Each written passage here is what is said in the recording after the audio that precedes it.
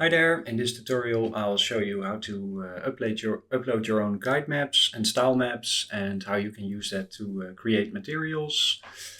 First, let's get started with the guide maps. Guide maps are maps that you can use to steer your generation.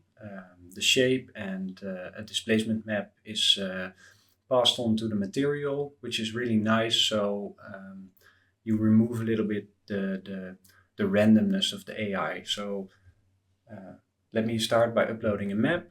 I've prepared some examples here. I've created this map for this tutorial and I can show you a little bit what it looks like. Um, Basically, a guide map is a map that has a displacement map on the red channel and a canny map on the green channel. The displacement map is just like a normal displacement map. This will get passed on to your material one-on-one, and the canny map, which is on the green channel, is a line drawing that helps to steer the generation. Um, when uploaded in the tool, I can show you with a few random prompts from the dice button what it does.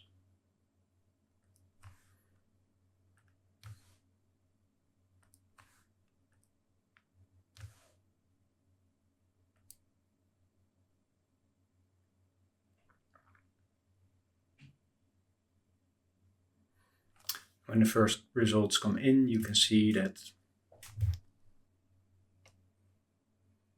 yeah, well, this is like a highly detailed wood texture, and you can see that it really follows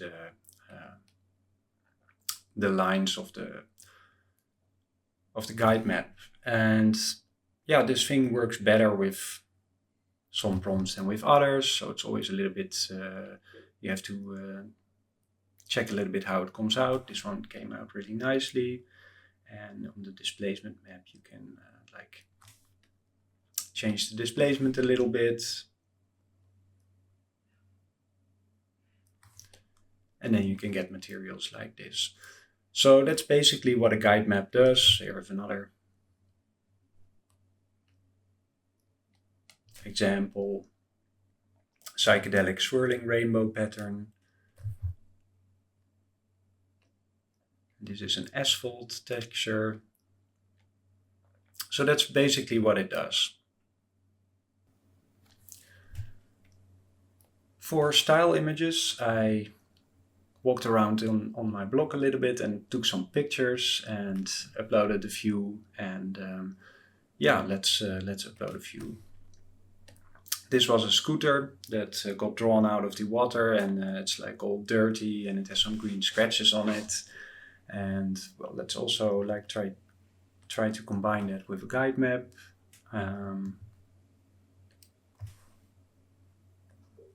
Let's see what comes out.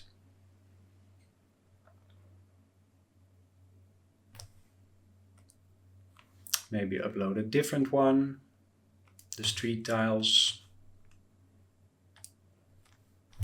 Then maybe it's also nice to add like a street tile guide map in there.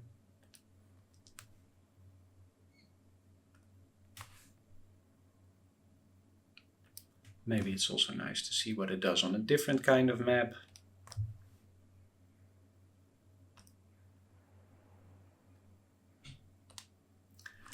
And let's also do the same trick with another image that I took.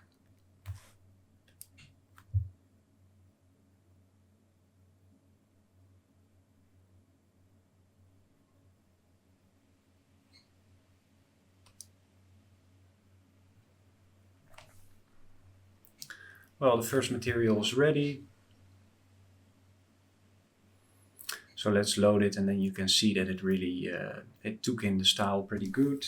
Let me try to show you here what the actual style image looked like.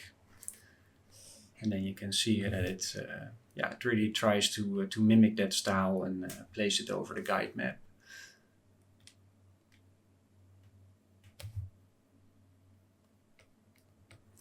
These are the street tiles that I photographed.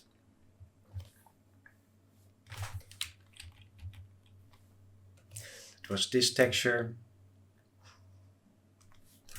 And you see it gets a little, it's a little bit cracky. What you can do sometimes to prevent that is also add like an input color.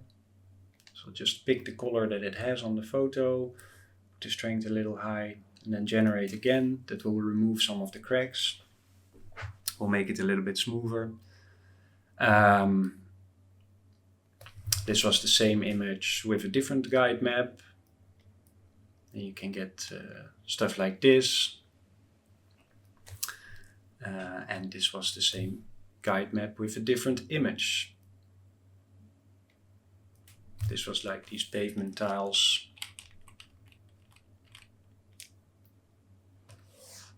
which was this input.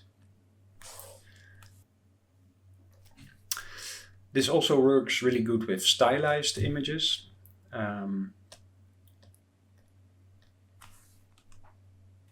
Let me load one from our library.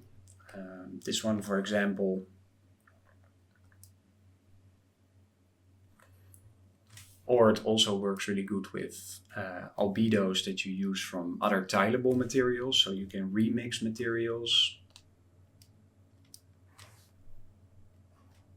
So here, for example, I have like a rusty metal surface that I can use on this one.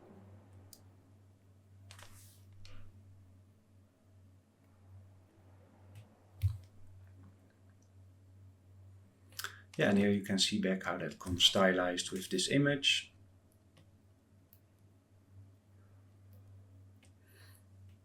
It also helps, like, if you want to get closer to this thing, also like describe what you see in your image, because the prompt will always help as well. It's always like in conjunction. And I see why it doesn't work so good here, because it's still, I have an input color that's orange. So maybe let's remove that and try it again. And then we can go over to this rusty map. And then you see it like really create something nice with the input map and the guide map that you have. And for example, if you want to get the metalness out, then I'll move this up. Make those parts metal.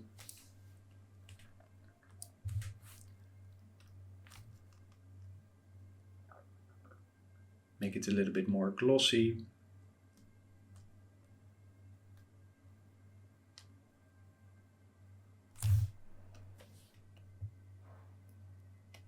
It's maybe very glossy. Then you can see you can create some nice materials this way that stay pretty close to the original. Oh yeah, and here you see like I did it again without the input color, and then you see that it stays a lot closer to the original image. If you don't want to walk around with your camera outside, you can also look on the internet, search for CC0 artwork to find artwork that you can use, and look for CC0 PBR materials, to look for displacement maps that you can use for guide maps, or albedo images that you can use to remix your textures. This is really handy, and the internet is full of them. Thank you so much.